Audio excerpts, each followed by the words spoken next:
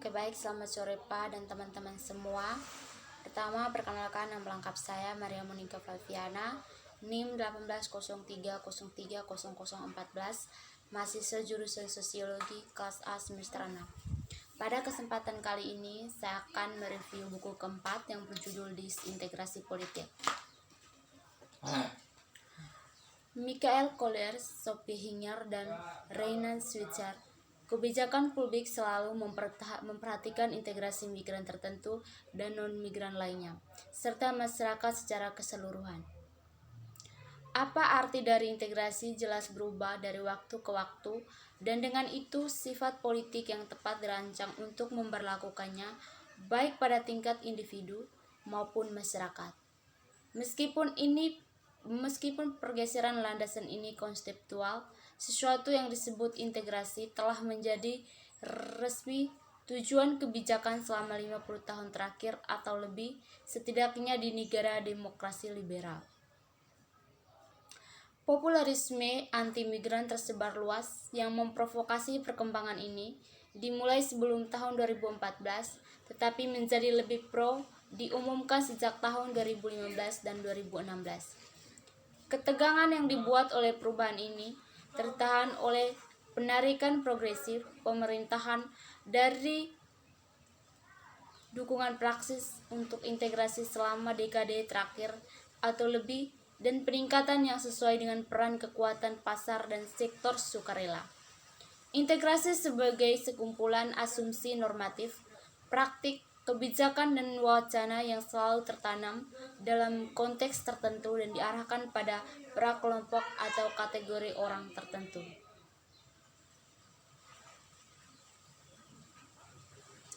Integrasi bukanlah tujuan kebijakan universal di Uni Eropa atau negara anggotanya, khususnya bagi para migran yang tidak pasti atau status sementara, termasuk yang ada di sistem suaka. Konteks keinginan yang diterima dari integrasi migran dan minoritas pada akhirnya bergantung pada bagaimana mereka dikategorikan menurut negara tempat mereka tinggal. Di satu sisi ekstrem, beberapa migran diwajibkan untuk memenuhi kriteria tertentu yang terkait dengan integrasi untuk memperbaharui visa mereka, bersatu kembali dengan keluarga mereka, atau akhirnya dinaturalisasikan. Untuk yang lain, integrasi ditangguhkan sementara. Di sisi lain, integrasi upaya secara eksplisit didiskriminasi, seperti dalam kasus para migran yang kehadirannya di negara itu dianggap ilegal. Dari perspektif sosio-teoretis yang lebih luas, integrasi berkonotasi dengan masalah dan proses yang harus dihadapi masyarakat secara keseluruhan dan semua anggotanya secara individu. Dari seperti itu, sesuai perspektif, tidak ada individu yang dapat sepenuhnya terintegrasi. Kedua, kami berpendapat bahwa analisis kritis dan teliti yang selalu meneliti integrasi dalam hubungan eksplisit dengan kebalikannya yang selalu ada disintegrasi dan sebaliknya merupakan upaya ilmiah yang bermanfaat.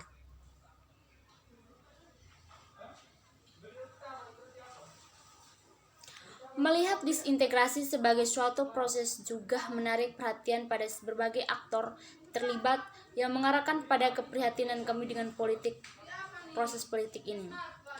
Politik disintegrasi menyediakan alat konseptual yang dapat digunakan untuk menganalisis peranan banyak aktor termasuk migran dan lainnya yang didefinisikan secara etnis, pembuatan kebijakan, media, lembaga publik dan swasta, dan asosiasi masyarakat sipil.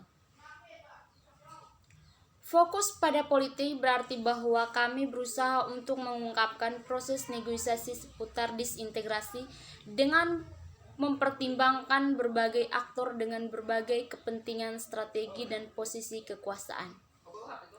Menurut Morris tahun 2003, stratification memungkinkan untuk pengelolaan kontradiksi tertentu yang muncul tak terhindarkan dari kebijakan pemerintahan.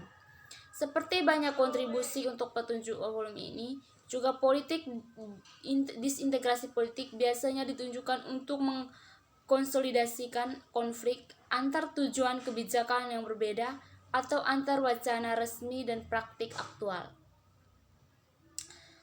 Perbedaan itu utamanya adalah sedangkan stratifikasi sipil mempertimbangkan gambaran statis dan perbedaan membedakan hak sebagai hasil dari kategorisasi resmi. Analisis disintegrasi proses di mana hak tersebut diperoleh atau dihilangkan. Dengan demikian, ia memberikan 3 kontribusi penting untuk literatur yang dibahas di atas. Pertama, ia mengeksplorasikan bagaimana integrasi dibingkai dalam istilah dari kapasitas terbatas, sehingga membutuhkan langkah-langkah disintegrasi yang menyertai. Kedua, itu menyoroti bagaimana individu terlibat dalam tindakan integrasi yang berkisar dari peradaptasian dengan kendala langkah-langkah disintegrasi yang menjadi aktivisme migran dan solidaritas dengan orang lain yang teridentifikasi. Yang ketiga, ini menunjukkan bahwa disintegrasi beberapa adalah secara intern terkait dengan disintegrasi masyarakat secara keseluruhan. Argumen kapasitas terbatas bertumpu pada gagasan tentang masyarakat sebagai wadah atau ruang terbatas dan sering tetapi tidak selalu terkait dengan konsepsi etnonasionalis tentang kepemilikan.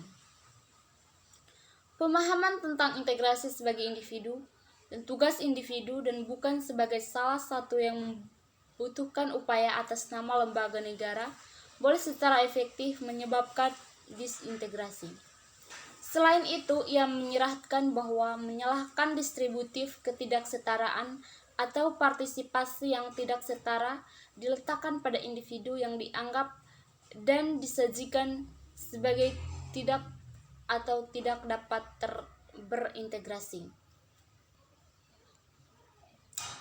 Seperti integrasi dan disintegrasi yang juga terakhir individu atau kolektif tidak termasuk dikotomi sederhana tetapi biasanya terkait dengan berbagai lembaga dan berbagai bentuk organisasi merupakan hubungan penting antara kedua tingkat.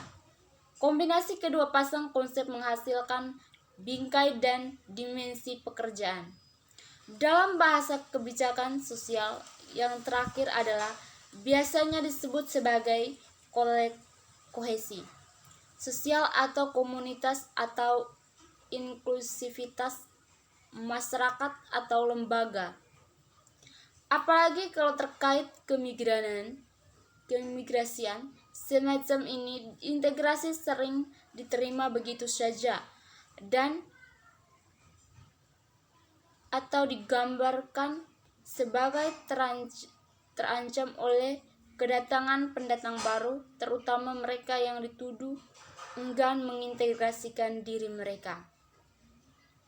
Sebagai kontributor menurut buku Magazzini dan Desile ini, cara juga berlaku sebaliknya sekitar kebijakan integrasi yang secara resmi hanya menargetkan kelompok atau individu tertentu sering berfungsi sebagai arena di mana masalah yang lebih luas menjadi milik atau tidak bangsa dinegosiasikan ulang. Dari perspektif ini, juga wacana dan praktik sehari-hari yang lebih suka berkontribusi pada atau bahkan bertujuan disintegrasi asing atau kelompok kecil tertentu harus dilihat sebagai sarana pembangunan bangsa. Dengan buku ini kami ingin menyoroti bahwa hubungannya yang melekat di antara keduanya, tingkat individu dan kolektif, tidak hanya keluar dalam kaitannya dengan integrasi tetapi juga berkenaan dengan apa yang kami gambarkan sebagai kebijakan dan praktik disintegrasi politik. Mungkin itu saja penjelasan singkat dari saya. Sekian dan terima kasih. Selamat sore.